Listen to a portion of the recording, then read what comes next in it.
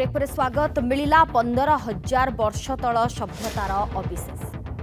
संबलपुर जिला डाक्टी देउल भीममंडली अंचल मिली 15,000 वर्ष पुराना सभ्यतार प्रमाण। अनुध्यान एवं करुछि भारतीय प्रत्नतत्व सर्वेक्षण विभाग 10 जणिया टीम।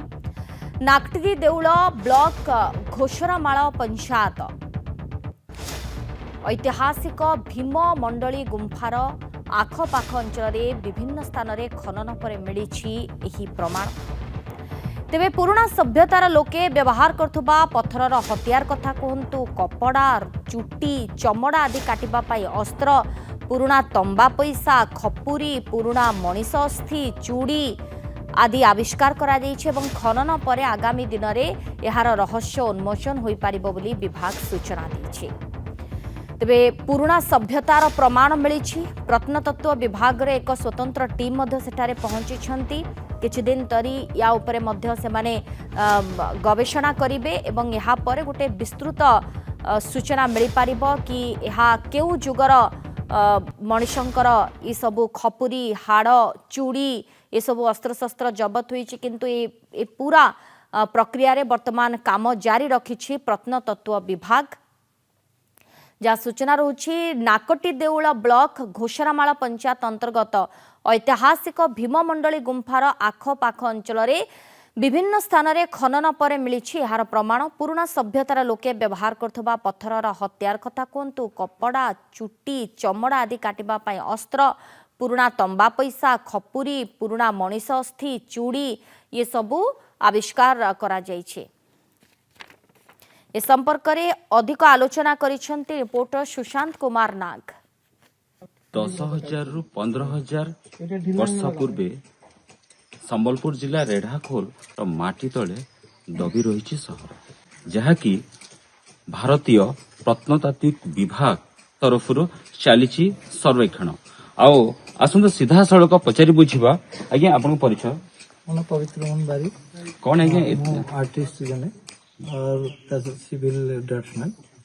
आमर एठी जो एक्सकेवेशन होची ये पुराना सभ्यतार एक नमूना, जो कि खाली पुराना सभ्यता नुह, बहुत पुरातन, जो कि 15,000 10,000 साल के बीच में ये सभ्यतार निशानी अच्छी बोली का अनुमान करचु।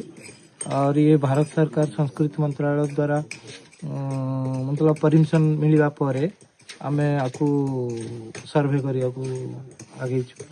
और हमारा जो head of the department doctor D Shankar Nayak को नेतृत्व में आमे ये सब काम करिया को इच्छुक है।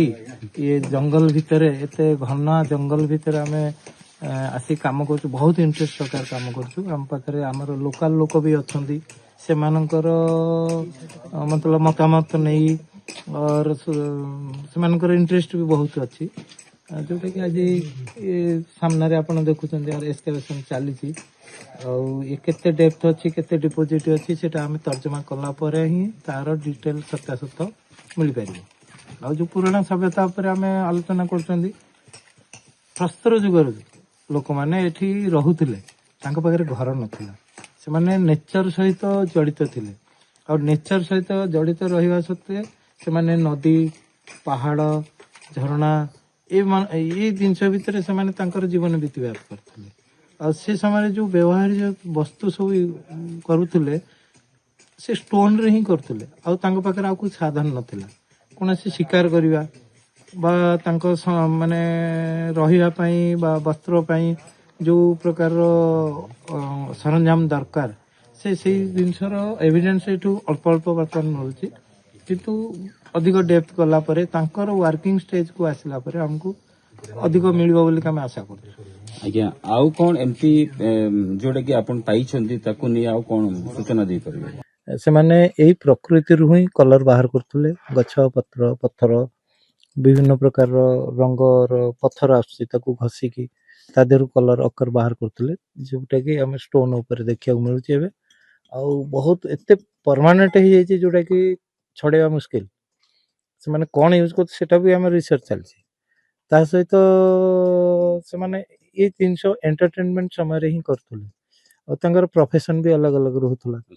ଯେମିତିକି ଜଣେ ପେଣ୍ଟିଂ କରୁଛି ବା ଏଣ୍ଟରଟେନମେଣ୍ଟ ସମୟରେ ଏନଗ୍ରେଭିଂ କରୁଛି ସେ ତାର କାମ କରୁଥିଲା, କିଏ କାଠ ଆଣିବାକୁ ଯାଉଥିଲା ତ କାଠରେ କାର୍ଭିଂ କରୁଥିଲା, କିଏ ଗଛର ବକଳ ଛଡେଇକି ତାଙ୍କୁ ବସ୍ତ୍ର ବ୍ୟବହାର କରିବା ପାଇଁ ସେମାନେ ଯେତେବେଳେ ବସ୍ତ୍ର ପିନ୍ଧିବା ଆରମ୍ଭ କଲେ ସେମାନେ ସିଲାଇର ଇଏଟା ବାହାର କରିଗଲେ। ବାହାର କଲା ପରେ ତାଙ୍କର ସିଲାଇ କରିବେ କେମିତି? ଏଇ ଷ୍ଟୋନ୍ ରୁ କୌଣସି ଗୋଟେ ମାଧ୍ୟମ ଦେଇକି ସେ ଦେଖିଲେ ଏଇଟା ପଏଣ୍ଟେଡ୍ ଅଛି, ଏଇଟା ଏପଟରୁ ସେପଟ ଫୁଟେଇଲେ କି ଆମର ସିଲାଇ ହେଇପାରିବ, ଆମର ବସ୍ତ୍ରଟା ଠିକ ଢଙ୍ଗରେ ହେଇପାରିବ।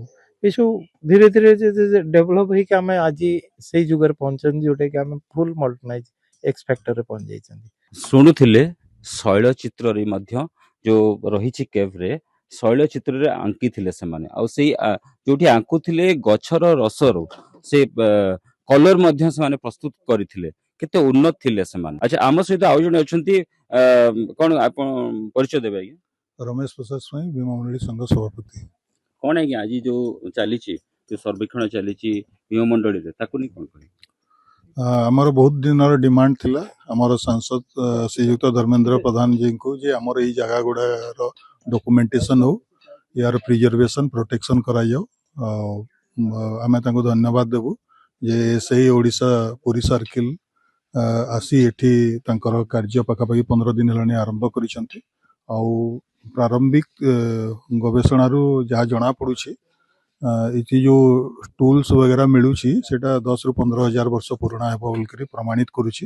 ଏଟା ପ୍ରମାଣ ହେଲେ ଆମର ଏଇ ଯୋଉ ମଧ୍ୟ ଓଡ଼ିଶାର ଯୋଉ ରେଡ଼ାଖୋଲର ଭୀମ ମଣ୍ଡଳୀଟା ଗୋଟେ ବିଶିଷ୍ଟ ଐତିହ୍ୟ ସ୍ଥାନର ମାନ୍ୟତା ପାଇପାରିବ।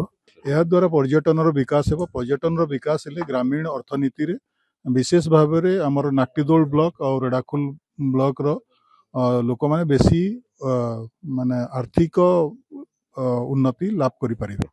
ଏହା ସହିତ ଆଉ ଜଣେ ବି ଅଛନ୍ତି ଯୋଉ ଗ୍ରାମବାସୀ ସେଇ ଅଞ୍ଚଳର, ତାଙ୍କ ସହିତ ବି ଟିକେ କଥା ହେବା। ଆଜ୍ଞା, ଆପଣଙ୍କ ପରିଚୟ? ସାର୍ ମୋ ନାଁ ହଉଛି ଅନିଲ ସ୍ୱାଇଁ, ହୁଁ। ମୋ ଘର ଘୋଷାମାଳ, ଏଠୁ କଣ 3 ଆଜ୍ଞା କିଲୋମିଟର। ଏଇଟା କଣ ଚାଲିଛି? ଏଟା ସାର୍ ମତେ ଦୀର୍ଘ 50 ବର୍ଷ ହେଲାଣି ମୋ ବୟସ।